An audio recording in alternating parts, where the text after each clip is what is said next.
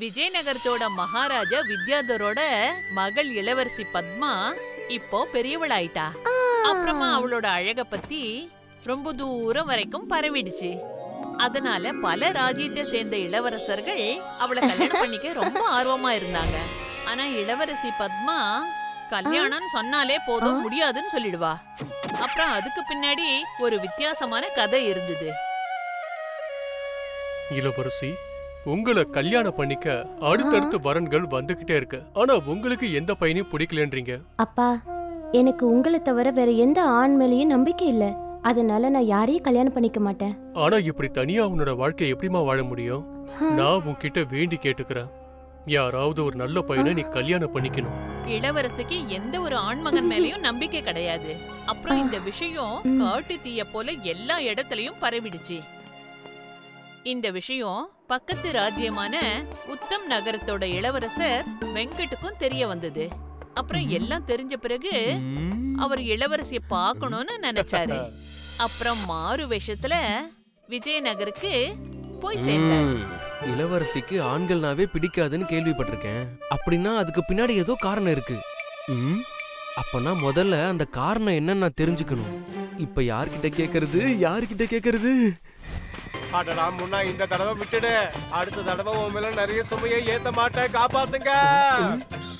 அண்ணா கொஞ்சம் நில்லுங்க.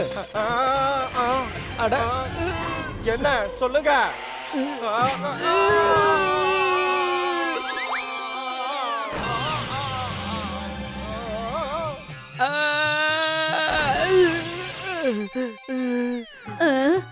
நல்லா இருப்பா கண்ணா. இப்படி வேகமா வந்து கால்ல விழ வேண்டிய அவசியம் என்ன வந்தது? நல்ல பண்பாடு தெரிஞ்சவன் போல இருக்கு. சரி, நான் இப்ப கிளம்புறேன். இல்லன்னா அரண்மனைக்கு போய் சேர்றதுக்குள்ள பொழுதே போயிடும். அரண்மனைக்கா? எப்படியும் சரியான ஆள் கிட்டதான் வந்து விழுந்திருக்கேன். இவங்க கிட்டயே கேக்குறேன். பாட்டிமா. அட அம்மா குடுங்க, நான் தூக்கிட்டு வரேன். நீ நல்லா இருக்கணும்பா கண்ணா. ரொம்ப நன்றி பாட்டிமா. அது சரி, நீங்க அரண்மனையில தான் வேலை பாக்குறீங்களா? ஆமாப்பா கண்ணா. ஓ, அப்படின்னா உங்களுக்கு இளவரசி பத்மாவை கூட தெரியும்னு நினைக்கிறேன். நல்லா தெரியும். அதுவும் அவங்க சின்ன வயசுல இருந்தே தெரியும். பாட்டி, தப்பா நினைச்சுக்கலனா ஒரு விஷயம் கேட்கட்டுமா? கேளுப்பா. அப்ப இத சொல்லுங்க, அந்த இளவரசி பத்மா ஆண்களை எதுக்காக இவ்வளவு வெறுக்கிறாங்க? என்னன்னு சொல்றதுப்பா, அதுக்கு ஒரு பெரிய கதையே இருக்கு. போற வழியும் தூரம். கதையை கேட்டுக்கிட்டே போனா போற தூரம் தெரியவே தெரியாது. சரிப்பா, சொல்றேன். இளவரசிக்கு அவங்களோட சின்ன வயசுல இருந்தே ஒரு தாசி மேல அன்பு அதிகம். அந்த தாசி தான் ஆரம்பத்துல இருந்தே அவங்கள பாத்துக்கிட்டாங்க.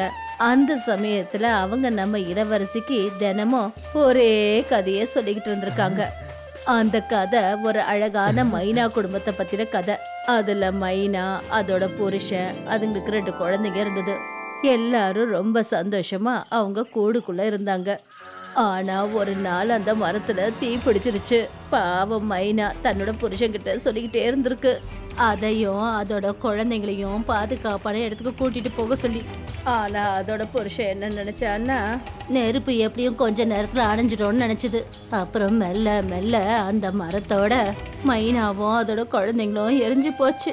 ஆனா அதோட புருஷன் அதுங்களை விட்டுட்டு பறந்து போயிட்டான். மைனாவோட புருஷன் செஞ்சது ரொம்பவே மோசம். இப்படித்தான் இளவரசியும் நினைக்கிறாங்க. ஒரே கதைய அடிக்கடி கேட்டதுனால அவங்க அந்த அளவுக்கு ஈர்க்கப்பட்டுட்டாங்க. அப்புறம் மெல்ல மெல்ல அவங்க நினைச்சுக்கிட்டாங்க, அதாவது அவங்களோட இந்த ஜென்மம் அந்த மைனாவோட மறு ஜென்மம்னு நினைச்சுக்கிட்டாங்க. போன ஜென்மத்துல அவங்களோட புருஷன் அவங்களுக்கு அவ்வளோ பெரிய துரோகத்தை செஞ்சதுனால அவங்க எல்லா ஆண்களையும் வெறுக்க ஆரம்பிச்சிட்டாங்க. இதுதான் விஷயமா? பாட்டிமா, அரண்மனை வந்துருச்சு. கதை சொன்னதுக்கு ரொம்ப நன்றி. நீ நல்லா இருக்கணும்பா கண்ணா. அப்பனா இளவரசி ஆண்களை வெறுக்கிறதுக்கான காரணம் இதுதானா? இளவரசியோட மனசுல இருக்க அந்த வெறுப்பு மறையிற அளவுக்கு நான் ஏதாவது செஞ்சாகணுமே. மகாராஜா, நான் ஒரு கதாசிரியர். என்கிட்ட வண்ண வண்ணமயமான பழங்காலத்து நாடு, வெளிநாடு எல்லா இடத்த பத்தின கதையும் இருக்கு. அப்படி நீங்க உத்தரவு கொடுத்தீங்கன்னா அந்த கதையை நான் உங்ககிட்ட சொல்றேன். தாராளமா நான் உத்தரவு கொடுக்கறேன். ஆனா மகாராஜா, ஒரே ஒரு நிபந்தனை. என்ன நிபந்தனை? நான் எந்த ஒரு பொண்ணுகிட்டயும் பேச மாட்டேன்.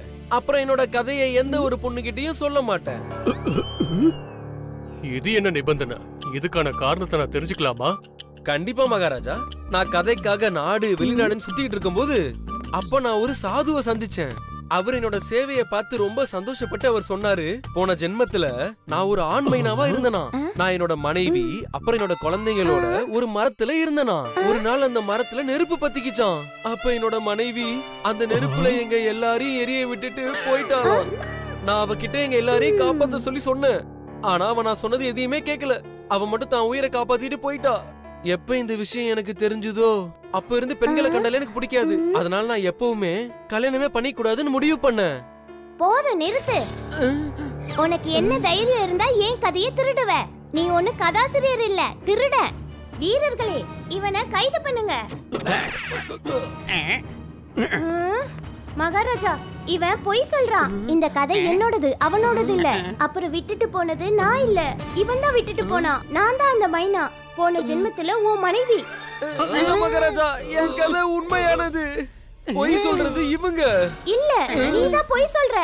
இளவரசி பத்மா அப்புறம் இளவரசன் வெங்கட்டோட சண்டை கொஞ்சம் கூட முடிவுக்கு வர மாதிரியே தெரியல. ரெண்டு பேரும் அவங்க கதை உண்மைன்னு நினைச்சுக்கிட்டு இருக்காங்க.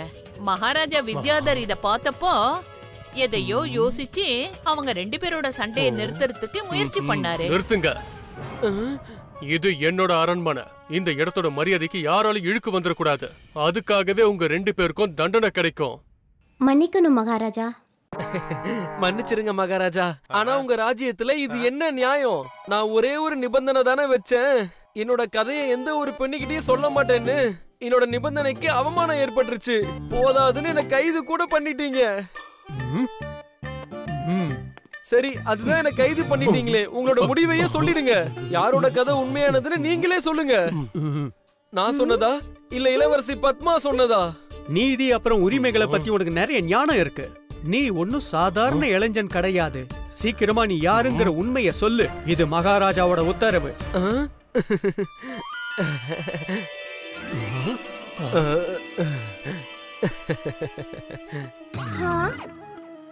ராஜ்குமார் வெங்கட், நீங்களா? மகாராஜா, மகாராஜா, இவரு நம்ம அண்டைய நாட்டோட உத்தம் நகரத்தோட இளவரசர் வெங்கட். ரொம்பவே புத்திசாலி, தைரியசாலியும் கூட. ஓ அப்படியா?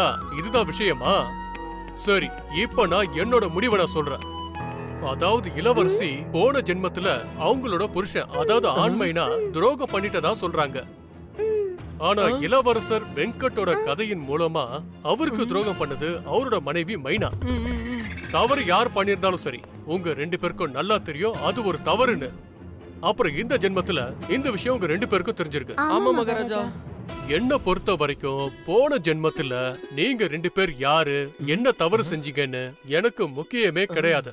முக்கியமானது என்னன்னா இந்த ஜென்மத்துல நீங்க என்ன பண்ணணும். அப்படி நினைச்சீங்கன்னா போன ஜென்மத்துல நீங்க செஞ்ச தவறுகளை இந்த ஜென்மத்துல திருத்திக்கலாம். அது எப்படி முடியும் மகாராஜா? ரெண்டு பேரும் கல்யாணம் பண்ணிக்கங்க. அதுக்கப்புறம் ரெண்டு பேரும் சேர்ந்து மறுபடியும் அந்த தவறு சுட்டி காட்டாம நிம்மதியா இருக்கலாம். பத்மாவும் வெங்கட்டும் மகாராஜா சொன்னதை நல்லா புரிஞ்சுக்கிட்டாங்க. அப்புறம் அவங்க கல்யாணம் பண்ணிக்கிட்டாங்க. அதுக்கப்புறமா ரெண்டு பேரும் சேர்ந்து ரொம்ப அன்பா வாழ்ந்தாங்க. If you like this video, subscribe to our channel Murthy Media.